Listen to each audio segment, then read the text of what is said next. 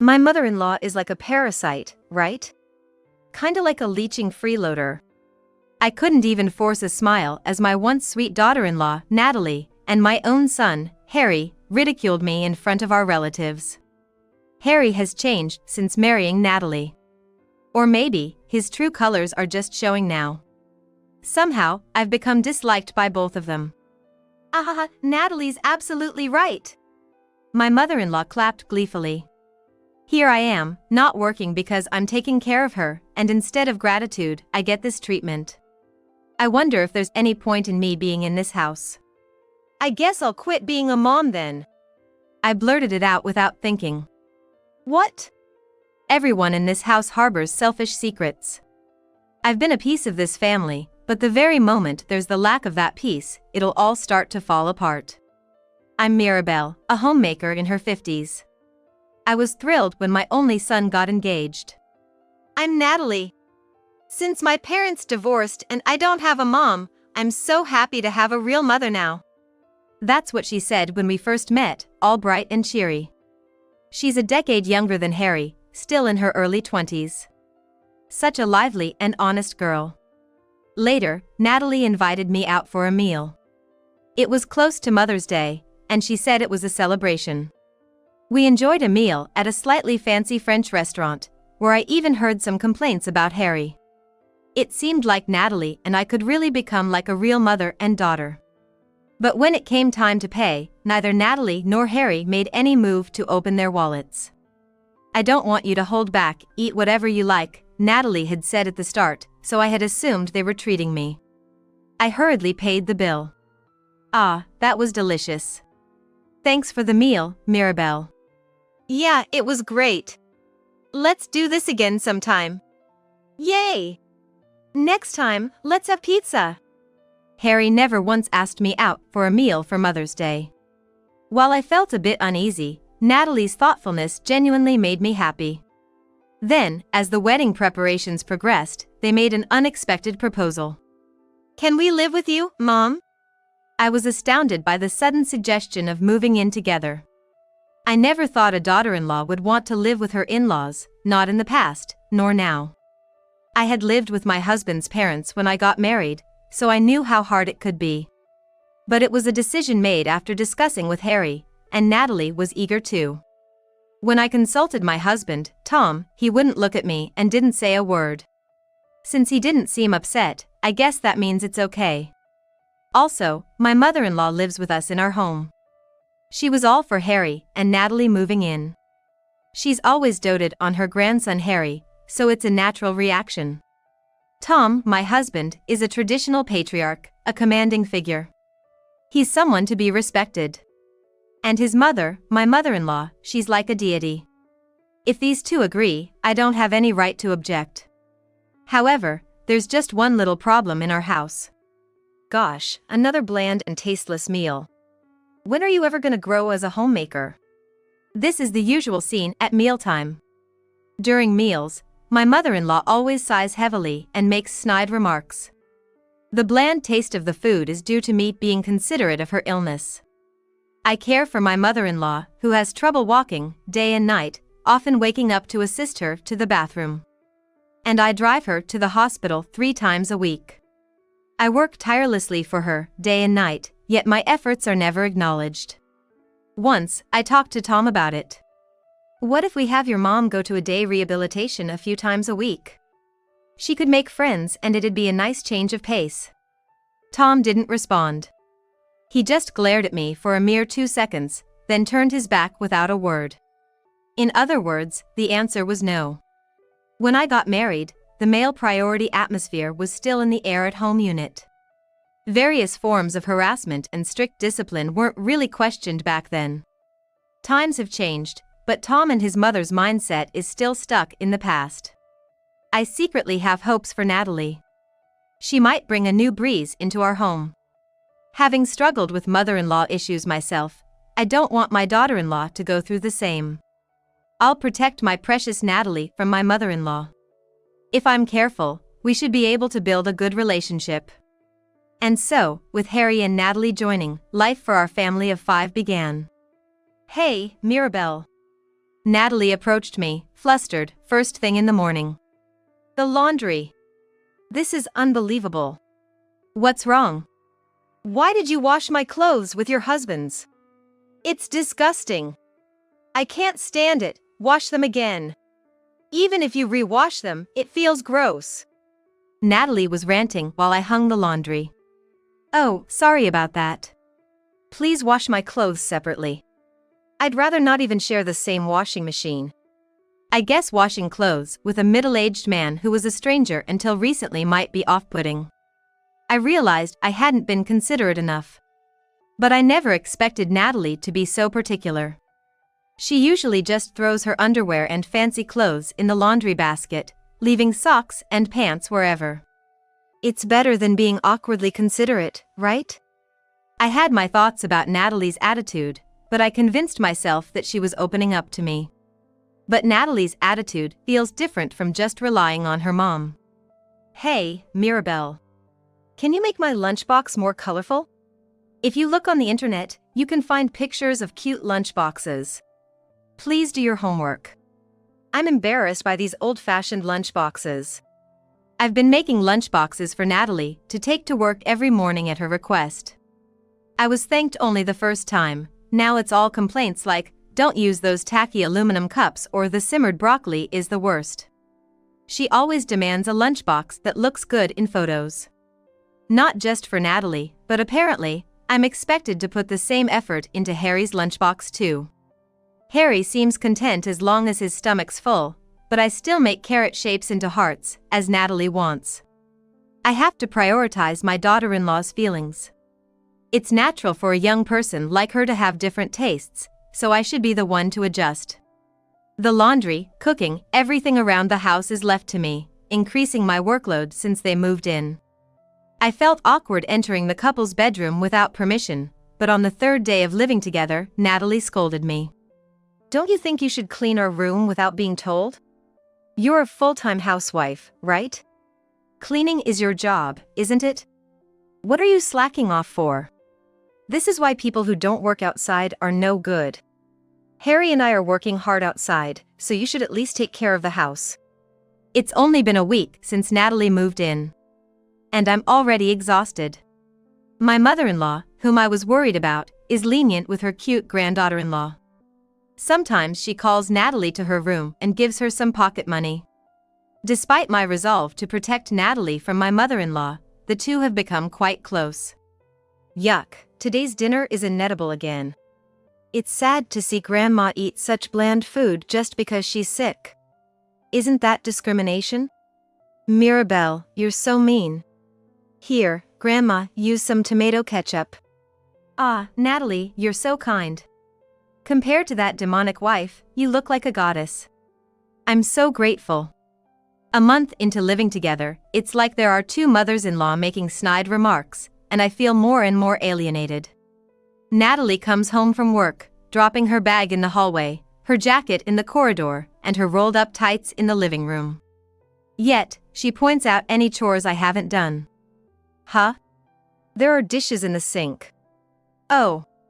Why are there laundry on the sofa? I come home tired. Where am I supposed to relax? On the floor? Are you saying I should just sit on the floor? I'm being bullied by my mother-in-law. Natalie doesn't hold back even a bit. I gather the laundry from the sofa.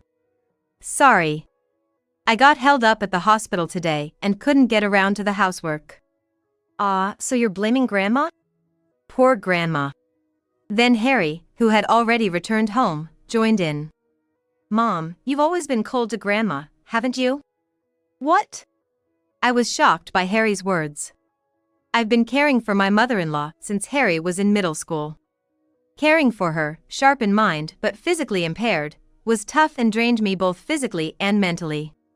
But I never neglected her, and I certainly never complained or showed weakness in front of Harry. Grandma used to secretly give me cake, saying it's just between us because she couldn't eat it. She thanked me for helping with her care, praising me, and taking me to concerts of my favorite singers as a reward. Mom, you were always clever with your words, making Grandma feel left out and skipping out on her care. Yeah, I get it. She looks kind, but inside she's dark and twisted. No, that's not true. I want to deny it, but I can't find my voice. I can't believe Harry thought that way. Harry, like Tom, has always been taciturn and barely spoke with me since his teenage years. With the added burden of caring for my mother-in-law, I was anxious it would only widen the distance between Harry and me. But when the care was new and tough, especially getting my mother-in-law up, Harry silently lent a hand. Despite his gruffness, I believed Harry was kind and cared for me and his grandmother. What is he thinking in his silence? I've always wished we could talk more. Now, influenced by Natalie, Harry has become chatty, a completely different person than the one I knew. Now, he joins Natalie in pointing and laughing at me. Speaking of which, I'm hungry. Mirabelle, what's for dinner tonight? I'll whip up something quickly. As I rush to the kitchen, Natalie's voice pierces my back. I can't believe it. Harry's hungry too, you know. He's tired from working outside. You just don't understand how people feel after a long day's work. Yeah, you're right. Harry responds with a wry smile, glancing upward. I briefly hope he hesitates to belittle me, but he quickly starts laughing. A full-time housewife and can't even handle simple chores properly. How many years have you been a mom? Useless. Their words are harsh. I feel dizzy with anger, but more than that, I can't accept that Harry has changed so much. Oh, gotta tell you, Mirabelle. Natalie says cheerfully, not with her usual sarcasm. We're having a birthday party this Sunday, so count on you. Natalie continues proudly. It's Grandma's birthday. You were forgetting, weren't you? That's terrible. Of course, I remember her birthday. Despite her grumbles about not needing celebrations at her age, I've quietly marked the occasion every year. If I didn't, it would just be another problem. When I ask my mother-in-law, she's almost skipping with excitement, clearly thrilled. Natalie said she's going to celebrate my birthday. She's inviting all my sisters and nieces. Natalie's different, you know. Much more thoughtful than you. The birthday party for my mother-in-law was decided without my input. It's already this coming Sunday. Why didn't they tell me earlier when I'm the one doing all the preparations? You're just a housewife with plenty of time, so one day should be enough, right? Natalie smirks maliciously. And then comes Sunday, the day of the birthday party. Natalie greets relatives with her charming smile. Just a month ago, I liked her smile. Why has everything changed? I sigh while frying chicken nuggets, not feeling up to joining the lively scene in the living room. Come on, Mirabelle. Everyone's gathered. You at least have to serve drinks. Oh, I didn't realize, sorry. Just as I thought Natalie came into the kitchen, she sharply reprimands me. It almost seemed like Natalie was the competent mother around here. She carried just one beer bottle, cheerfully announcing, "Sorry to keep you waiting," as she returned to the living room. I followed her, struggling to carry a load of beers. The strength I'd gained from years of caregiving came in handy. Thanks everyone for gathering today for Grandma's birthday. Happy birthday, Grandma! Natalie led the merry celebration. The feast I managed to prepare in time was spread out on the table, bringing smiles to our relatives' faces. Naturally, everyone got drunk smoothly. Harry sure married a great wife. Throwing a birthday party for Grandma, that's so thoughtful. Hee hee, it's because Grandma's always been nice to me. She's a rare find these days, a well-brought-up daughter-in-law. No wonder you all get along so well living together. If only being praised was always this easy, just by suggesting a birthday party. Natalie, buoyed by the mood and the alcohol, started openly belittling me in front of our relatives. But, you know, the problem is with Mirabelle here. Her gaze meaningfully shifted to me. She's like a parasite, you know. I'd endured thoughtless remarks before, but this was beyond anything else. A relative nearby choked on their beer, coughing. Natalie, pleasantly tipsy, didn't seem to care. I mean, she doesn't work, and still, laundry is left out at night. And the meals? Such a slacker, right? Harry, his cheeks flushed, chimed in. Yeah, what's the point of a full-time housewife if she doesn't do the housework? Mom's like a leeching freeloader or something. Being ridiculed in front of our relatives, I couldn't even force a smile. Am I really that incompetent? If a stay-at-home mom who doesn't earn money is a parasite or a leech, then I guess I have no defense. Even a grade schooler could do cleaning and cooking. Natalie's absolutely right. The main woman at the birthday party, my mother-in-law, clapped gleefully. I glanced at Tom, who seemed disinterested, as if in another world, simply continuing his meal. What's the point of me being here? Then I guess I'll quit being a mom, I blurted out without thinking. What? Natalie and Harry said in unison. They were exchanging smirks. Go ahead, Harry said, jokingly, and Natalie couldn't help but burst into laughter. Drunk Harry and Natalie seemed oblivious to the awkwardness of the situation. The mood among the relatives seemed to sober up instantly. My spirit felt as cold as ice. I thought I was protecting this home, being a wife and a mother. I finally realized that everything I did was in vain. After being ridiculed to this extent, I couldn't bring myself to make their lunches tomorrow. So, no more being the convenient mother. As I stood up to leave, the relatives looked at me worriedly, but I didn't care and headed straight to my room to pack my things. I'm leaving now. No way, for real? I'm gonna miss you, Mirabelle. Take care. Truth be told, my hands were trembling. I was just a weak woman trying to escape. Having impulsively left the house, I found myself unsure of where to go. Long ago, shortly after I started caring for my mother-in-law, there was a divorce uproar. Fed up with her sarcasm and Tom's indifference, I wanted to leave. But my parents didn't allow me to return home.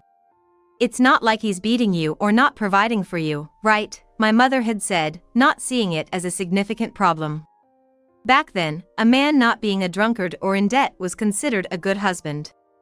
I guess I have no choice but to go back home. I decided, but my steps were heavy.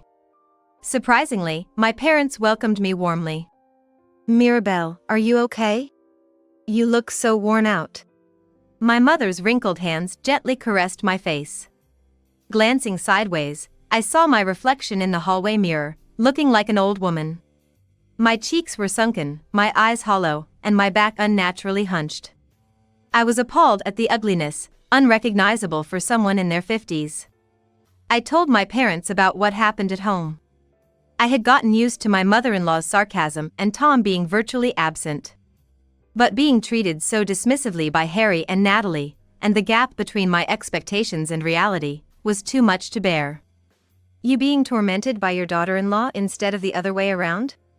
Wow, times have changed. My mother laughed. I'm sorry for coming back at this age. Don't worry about it. You've been enduring a lot. You've lost so much weight. We should have let you divorce earlier. We regret not accepting it before. This time, we're on your side, Mirabelle. Mom. I realized I had a place to belong. That alone was a huge relief. I had no idea that Natalie and the others would soon find themselves in a predicament. About 3 weeks after I left, Harry called. Hey, Dad's being annoying. He keeps asking us about paying money for the household. Can you do something? Before they moved in, we discussed how Harry and Natalie would manage their living expenses. But Tom, with his arms crossed, had said, don't need it. Maybe it was his fatherly pride not to take money from his son. But now, asking for money suddenly, there must be a special reason. Apparently, right after I left, there was a dispute over who would do the housework. Of course, Tom wouldn't do it. Tom obviously expected Natalie to take care of the housework. But Natalie wasn't willing to do it either. And with my mother-in-law's limited mobility, she couldn't help. So, the task fell to Harry, who was in the weakest position. I was actually doing the cleaning and laundry, you know. But Natalie and Grandma kept complaining about wrinkled clothes and not wanting store-bought food. So, I tried hiring a housekeeping service. The house was clean, the food was great, and both Natalie and Grandma were happy. But then, Dad got angry for some reason and canceled the service. I see. Outsourcing housework costs money. Moreover, Harry seemed proud that they had the housekeeping service 5 times a week, providing a clean environment and fresh meals. Probably Tom was paying, so Harry didn't worry about the cost. It makes sense why Tom was asking for money. Mirabelle, long time no see. Natalie was there with Harry, joining the conversation. She probably thought Harry couldn't get to the point. Like, housework is your job, right? You abandoned it and ran away from home. You should be the one paying for the housekeeping service, Natalie said, followed by a chuckle. Ah, but you, with no income, can't afford it, right? Impossible, huh? Sorry. So, how about coming back and doing your job? You're a full-time housewife, aren't you? I'm not coming back. I'm planning to divorce Dad. What? Divorce? Then who's gonna do the housework? Natalie's voice was tense. Getting a divorce at your age, just before turning 60? That's unrealistic. You should just swallow your pride and come back. What happened to you? You want me to come back? I asked, genuinely curious. Natalie hesitated to respond. Instead, Harry spoke up in a pitiful tone. It's been 2 weeks since the housekeeping service stopped coming. The call switched from audio to video. I was shocked at what I saw. The place is a mess. Behind a slumped Harry, there were scattered wrapping papers of fast foods and takeout containers. Somehow, laundry piled on top of them. Natalie was swatting at something with her hand, indicating flies were buzzing around. I expected some mess, but this was a disaster. Oh my. Mom, please come back. Harry pleaded in a whiny voice. But my heart remained icy. Was I a failure as a mother for not feeling sorry for my son? Oh, right, I quit being a mother. I remembered and felt a sudden relief. Harry, did you forget? I quit being your mom. If you want it cleaned up so badly, do it yourself. Mom, that's harsh. I don't even know how to begin cleaning this mess now. Well then, why don't you hire that convenient housekeeping service again? But of course, with your own money. Stop relying on your parents forever. That's impossible, Harry said, shrinking in on himself. In a barely audible voice, he confessed. I don't have any money. What? Well, moving back home meant I didn't have to worry about living expenses, right? Dad's working, so I figured I didn't need to work either. Dad always used to say that a child's job is to play. I couldn't understand Harry's reasoning and just shook my head in confusion. Natalie was the first to react. What? You quit your job? You're the real leech here. How dare you mock your mother like that? For the first time, I found myself agreeing with Natalie. Harry, perhaps feeling a bit guilty, shrank even more. Then all the more reason for you to do the housework, Harry. It's totally fine nowadays for a woman to earn while the man takes care of the home. Make cute lunches for Natalie so she can work hard. I used to do it for you, right? Now it's your turn. Harry, with a puzzled look, furrowed his brows and muttered. Cute lunches! I used to make lunches that were photo-worthy for you and Natalie. Heart-shaped carrots, apple peels in a checkered pattern. It was a lot of hard work, you know. What are you talking about? You never made me lunches. What? I glanced at Natalie, who awkwardly averted her eyes. What do you mean, Natalie? I used to make both yours and Harry's lunches every morning. What happened to those lunches? Well, that's because... Natalie, grinning sheepishly, looked like she was hiding something. Answer me honestly.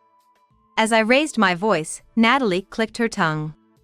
Clearly annoyed at being scolded by someone she deemed inferior. I was giving them to a guy at work, okay? What's the big deal? Harry turned out to be such a loser for quitting his job, so it's only natural I looked at someone else.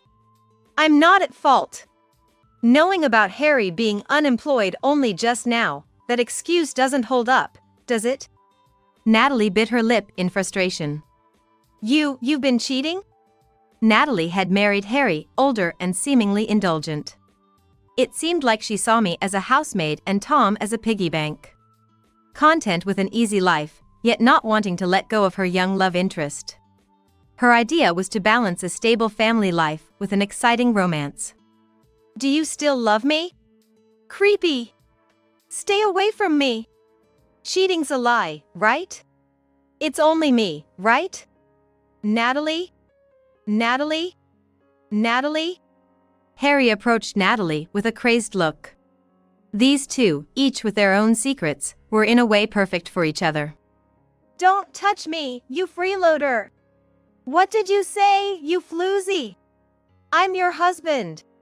I won't tolerate infidelity. The two began to scuffle, tumbling over into the trash-strewn room. Natalie's pretty face was smeared with some kind of sauce. Eventually, the smartphone fell with a loud noise, and the screen, probably showing the floor, went dark. Over from there, near screams of anger could be heard. Don't act so high and mighty, you leech. I'm not the bad one. You're the one who cheated. They were fighting amidst the trash, becoming a part of it themselves. Later, Tom and I divorced. I was about to bring it up when Tom unexpectedly handed me the divorce papers first. He couldn't bear the idea of being the one dumped by his wife. I thought Harry and Natalie might divorce too, but they apparently chose to rebuild their relationship. Turns out, Natalie got dumped by her guy. She told him let's get married after leaving me, but he just quit his job and disappeared. It was all just a game to him. Natalie was always just that kind of woman. Harry reported this to me with evident glee. However, just days after this report, Harry, Natalie, and Tom showed up at my parents' house. For some reason, Harry was dragging Tom along, as if forcing him to come. Give back the money you took from Dad. Harry's expression was unusually harsh. I was confused and couldn't respond. Did you know, Mom? That Dad, this guy, was unemployed. Unemployed? Harry forcefully pushed Tom. He fell into the doorway, devoid of any dignity.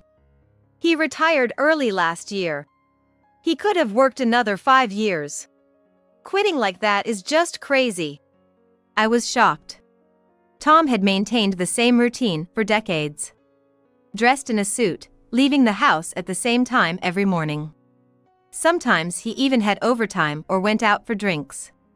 Above all, he was providing the living expenses. The living expenses came from the retirement money. Retirement money. That's supposed to be saved for old age. I worked enough. I wanted to be free. So, you wanted freedom.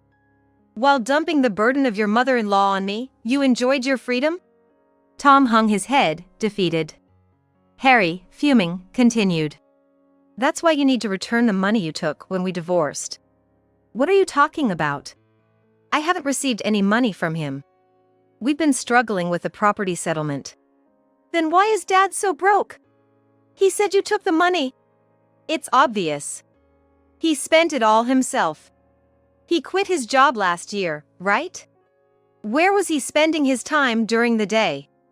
The answer was the casino. Having time on his hands, he tried his luck at a casino and won big. He got hooked and started going every day. Of course, he didn't make any profit, and his money just vanished into the machines. That can't be. It's a lie. It's my money. Is it wrong for me to use it? Of course it's wrong. That's why we're in trouble now. Overwhelmed, Harry couldn't really contribute to the conversation, so Natalie, looking annoyed, explained the current situation. Grandma fell. She's in the hospital now. I had thought that my mother-in-law would struggle without me, but apparently, she was quite happy. She managed to walk to the bathroom next to her room and avoided outings that required assistance, even stopped bathing. Natalie apparently complained several times about the smell, but it seems the person in question wasn't bothered by it. No one approached her smelly room, they just threw in food, and she lived a cycle of eating and sleeping. The convenience store meals were so delicious, she was thrilled. your food was terrible, after all. But as a result, my mother-in-law's illness worsened and she was hospitalized. I wonder if she was happy or unhappy, having been able to eat junk foods at her will, in her last days of freedom. It's Mom's fault, Tom said quietly. Then finally opened up his true feelings and burst out. Mom is to blame. She inherited all of Dad's estate. She's old and won't last long. Once she's gone, all that money is mine. Why work hard when I'll soon inherit a fortune? That's why I quit my job. Harry and Natalie looked at each other coldly. So, it turns out Grandma didn't have any money, huh? Tom shrank back again, his excitement fading. We can't afford the hospital bills, and we can't take care of her if she comes home. We want to put her in a facility, but we don't have the money for that either. What are we supposed to do now? It's shameful how you lied about Mom taking the money. Dad, you should take responsibility for your own mother. Tom sniffled, tears welling up in his eyes. The once domineering Tom was now reduced to tears. Mirabelle! I felt no sympathy for the weakened Tom. Pitiful. A man relying on his mother's money, looking for an easy life. Tom's outstretched arm fell limp. I looked straight at Harry, conveying my message to him too. Harry, you too. A son just like his father, it's disgraceful. Harry seemed genuinely surprised, his face filled with confusion. Fortunately, my mother-in-law recovered and was discharged from the hospital. Mirabelle, please help. Surprisingly, it was Natalie who came to me, crying. Please come back, Mirabelle. Help us. Natalie appears to be working hard to support the family. They wanted to put my mother-in-law in a facility, but there wasn't enough money, and no relatives were willing to help. Tom and Harry have been taking care of her during the day, but both are inexperienced in caregiving and are suffering from depression. My mother-in-law, receiving subpar care, can be heard weeping like a ghost in her room. She must be too weak to even complain. The convenience store meals she once enjoyed, she can no longer stomach, now begging just for bread. It's pitiful. With no time for housework, their home is so cluttered with garbage there's hardly any space to walk. Natalie, with no break from work and caregiving, looked utterly exhausted. Natalie should just leave quickly, but she's probably too overwhelmed to even think of that. Mirabelle! I'm not your family anymore. Natalie's face froze in despair, as if pushed into an abyss. I've always been a stay-at-home mom, but luckily, I found a job quickly. It's in caregiving. After returning home, I was initially down, not knowing what to do next. I felt helpless, living alone. Then my mother advised, use your experience. Mirabelle's life wasn't wasted. I can clean. I can cook. I can do caregiving. When I thought about it, I realized I had many skills. Rounding up, I'm almost 60, and here I am, embarking on a completely different life. Never imagined that. What are you talking about? You're still in your 50s. To me, that's young, very young. I envy your youth, my mother said, munching on her breakfast steak. Though I'm younger, my mother is more energetic. Being near her, I feel like I'm receiving some of her energy. I might have given up being a mother myself, but the presence of a mother is so warm and comforting. Without being overly dependent, I want to maintain a good relationship with her.